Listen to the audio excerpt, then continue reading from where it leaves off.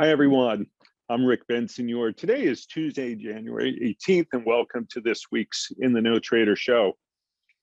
What do we have going on this week? Well, start off in our trader education portion. We finally finished our open interest three-part series last week.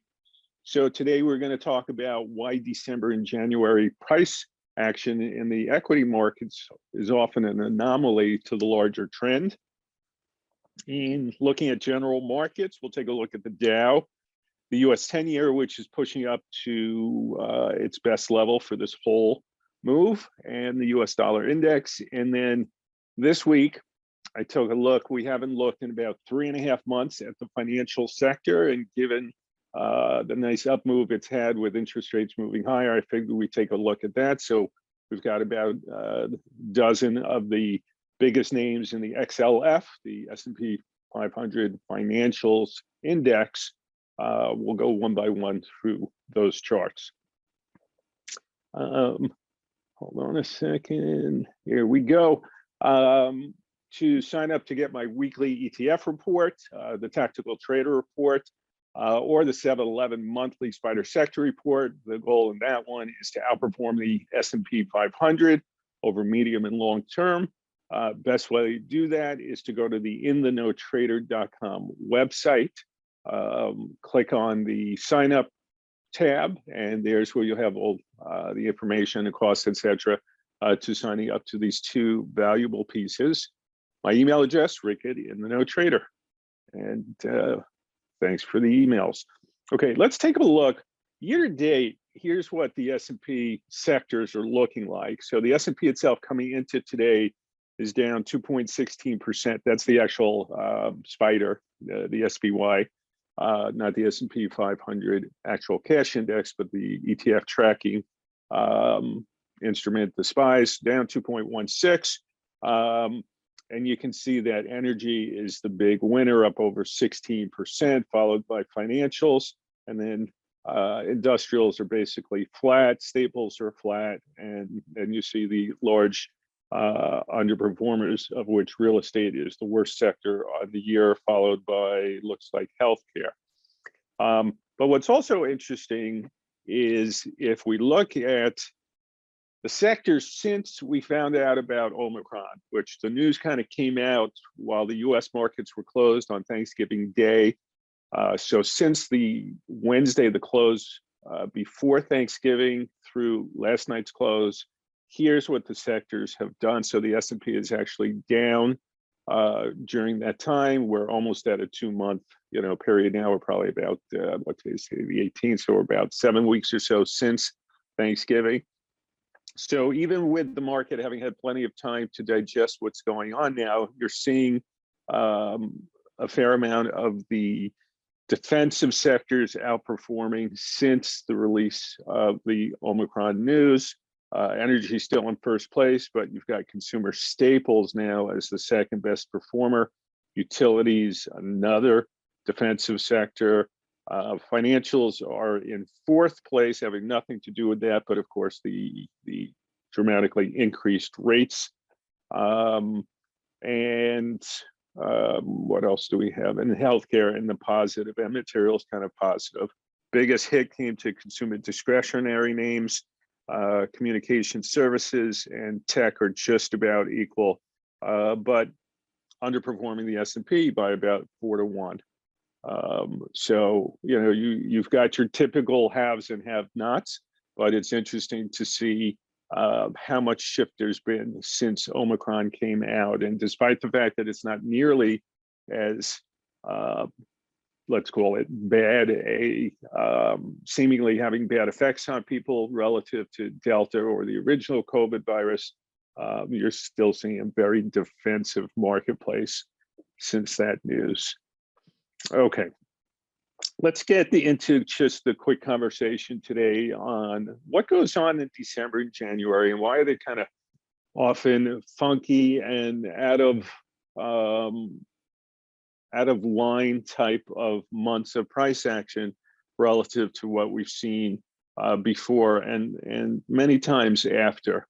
And what it really comes down to is that December and January are often the times of year that you've got the biggest shifts going on in sectors, allocations, and there's a couple of reasons for this.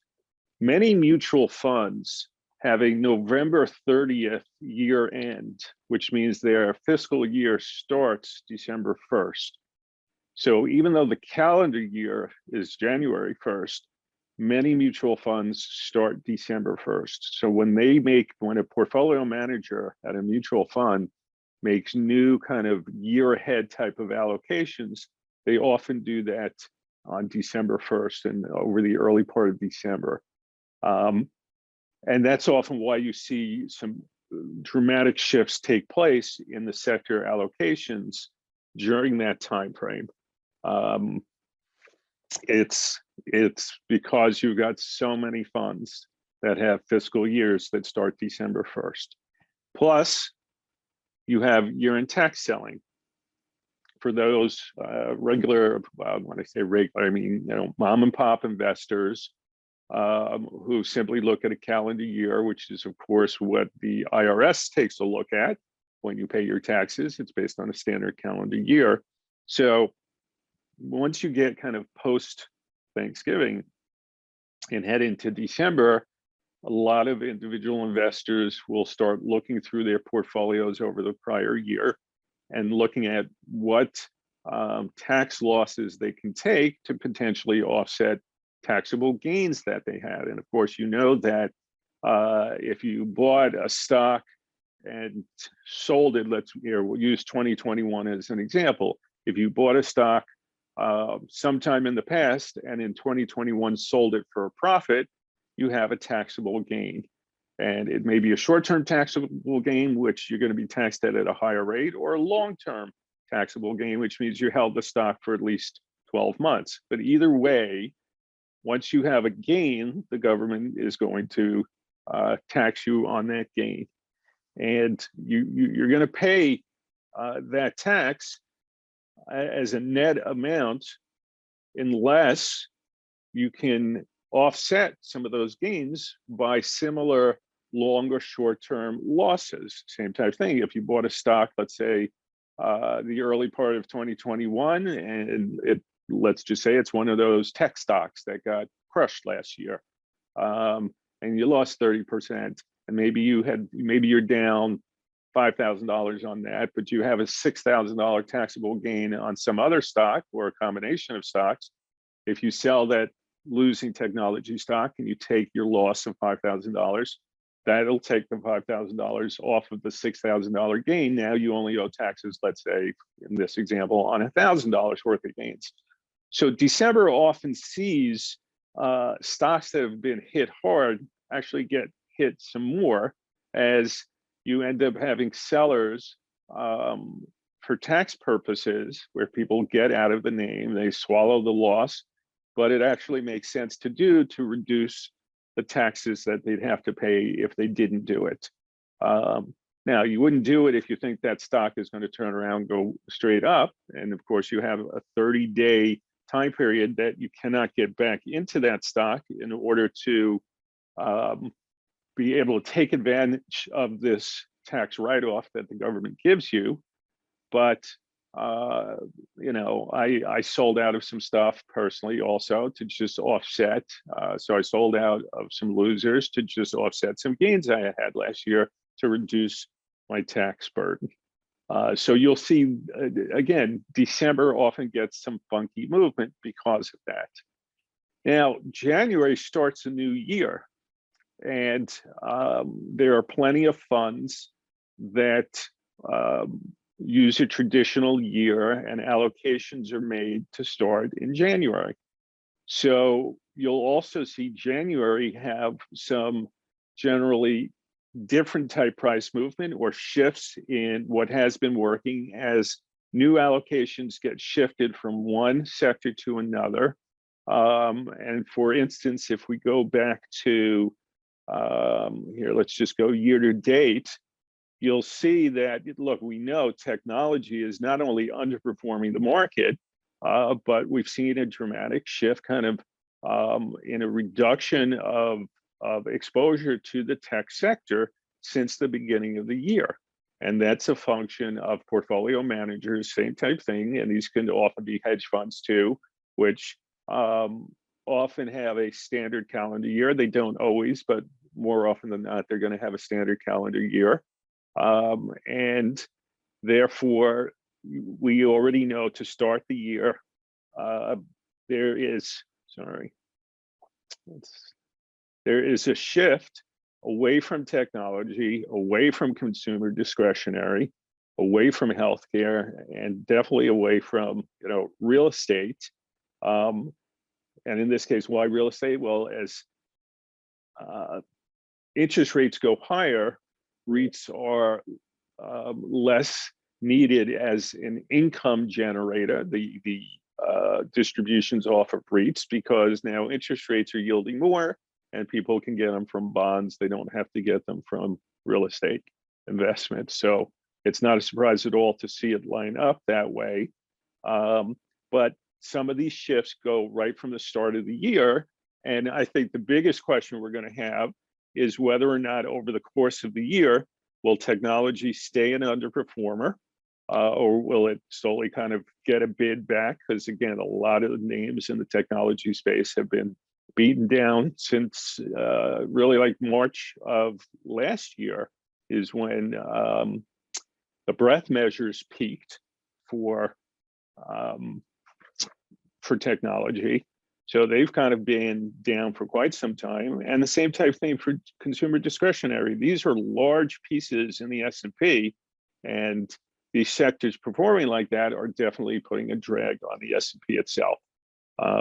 So I think, the two biggest questions we have to deal with most especially is technology, because you've got to get the call right in technology. If you're going to outperform the S&P, you almost always have to, play this the right way. And I still have some overweight exposure in technology. And I'm kind of willing to live through this December, January period where it has badly underperformed, for the likelihood that it's still a potential place to be overexposed to over time. And, I will, as we play the 7-11 monthly report, we're still outperforming in our fiscal year, which starts August 1st. But for instance, December was an underperforming month because we had a fair amount of weight in technology, and technology was hammered in December, and so far again is underperforming by 250 basis points this month. That report generally tries to play at least 3 to 6 months out. So knowing that this type stuff can occur at the end of the year and the beginning of the year, I've been willing to live through, but we'll see as time goes if we keep the allocations the way we have it. But that's kind of a basic reason why you get some very funky moves in December and January. There are a lot of players making moves at the end of the year, at the beginning of the fiscal year for many mutual funds, because their years end November 30th. For individual investors who are often doing tax strategies come December. And then, of course, the new allocations and annual forecasts that come out on the street and have portfolio managers shift for the beginning of the year. And that's why you often see December and January not necessarily move along with what the general trend has been. And it's because of these players coming in as they need to at either the end of the fiscal years, the end of the tax season, or the beginning of the new year. So that's my thoughts on that. We've got, 10, 11 minutes to go. Let's go check out the markets and see what's going on. As I speak, the S&P is down 68 points. That's about 1.75%.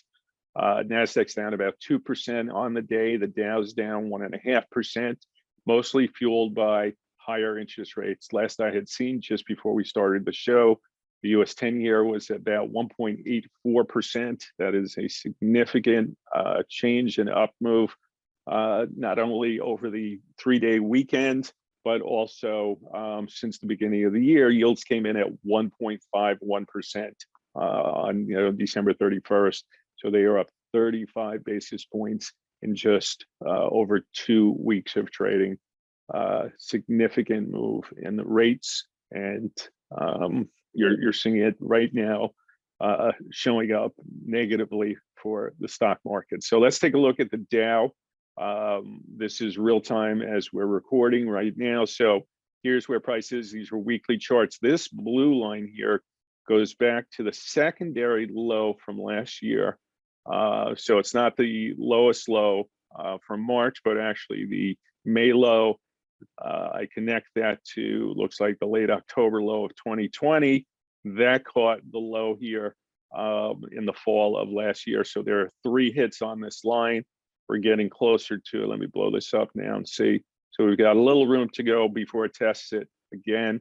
But that's first level support. Second support is in this yellow box range. And to me, that's really the critical support. You have multiple levels of support from prior lows. The weekly TDST line at 33,741. The bearish propulsion momentum level at 34,114, which could be bullish, potentially bullish, a level depending upon how we approach it. And then you've got this other kind of also intermediate trend line, the green one, which goes back to the low, the gap of last November.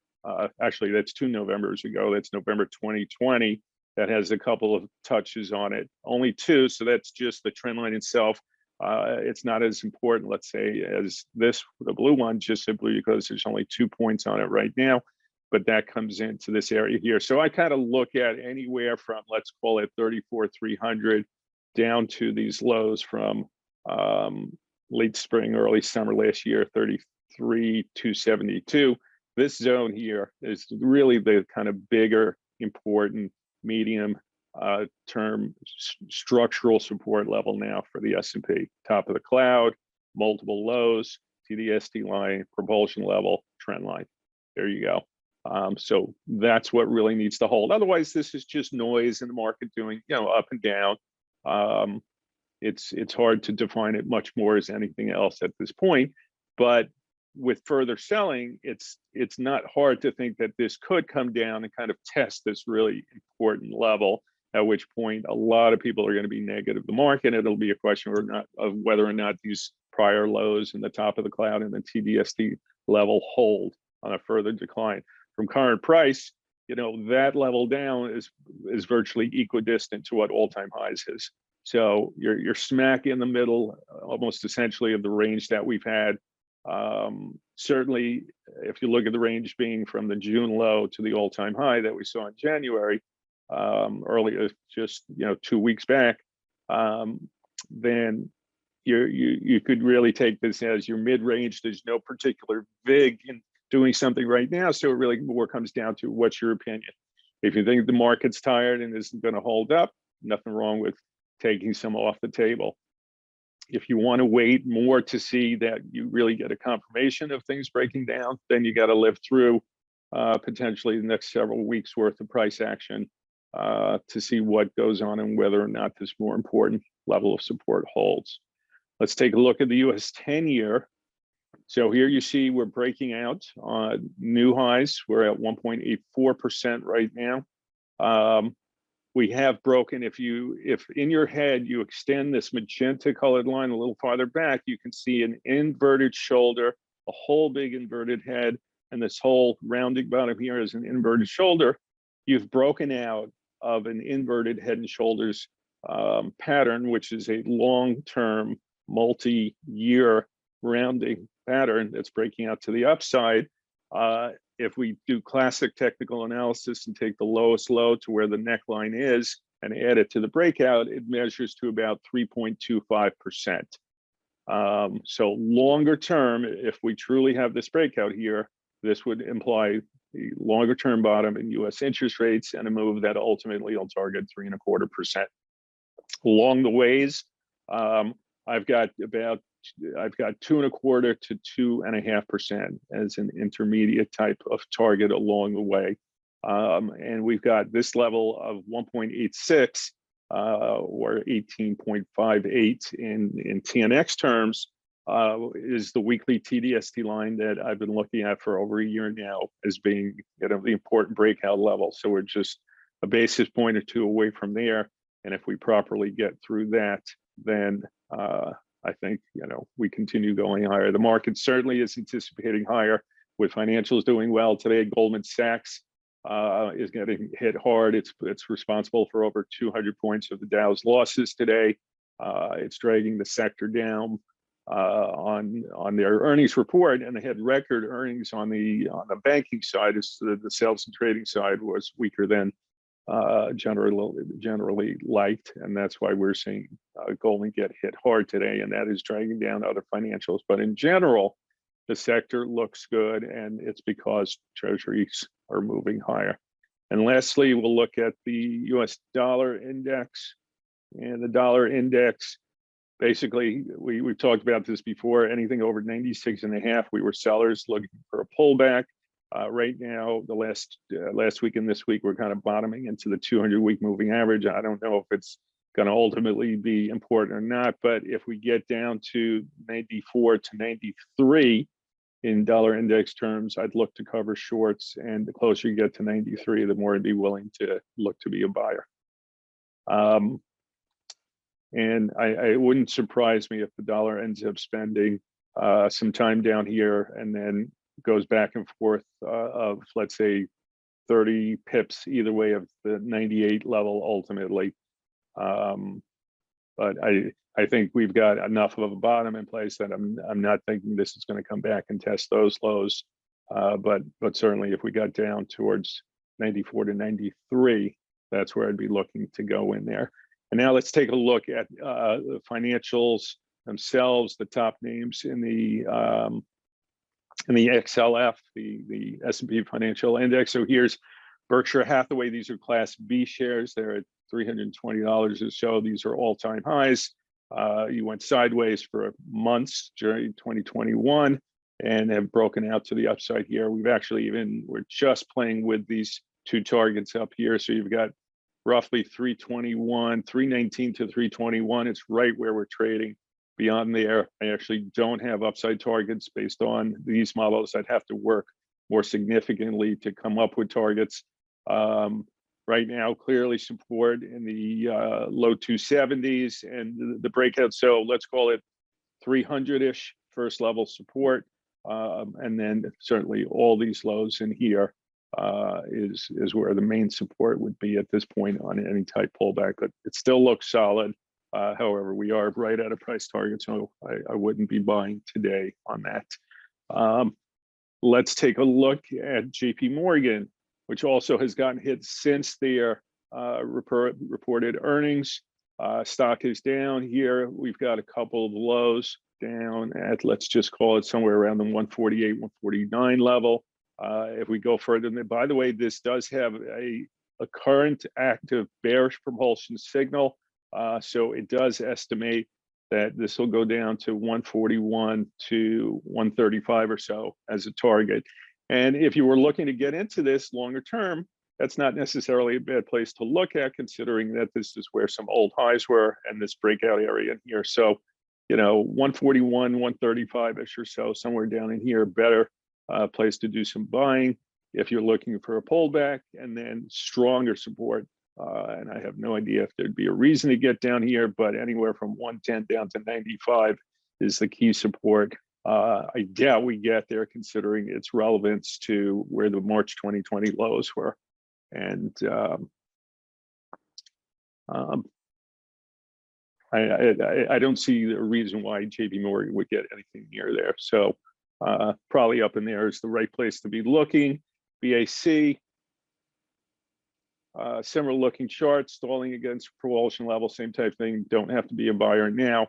If you took out the lows from December, 41-ish to around 40 or so is a target level to take a look at. Wells Fargo has broken out to the upside. Now it is not on all-time highs that took place in 2018. You can see here. So we're still, there is an unfilled gap. In the low 60s, we're in the upper 50s now. It's kind of got a near-term breakout, but it does still have some longer-term resistance to deal with. So I I'd probably wait for a little pullback on that. Morgan Stanley trading kind of sideways here. Now we broke some of these lows, recent lows. So look, we're hitting, or we're not far from targets in the low 90s here. Beyond there, then the targets are 78. The same type of thing. I wouldn't expect that to happen with interest rates going up, but there is a possible shift from kind of more of the investment banks to the more regional type banks. So that is what you might be seeing some of here too, is that interest rates going higher will help the banks, but it'll help the regional banks more than it will the investment banks. And you may be seeing a rotation out of some of these key Goldman, Morgan Stanley type names in favor of regional banks.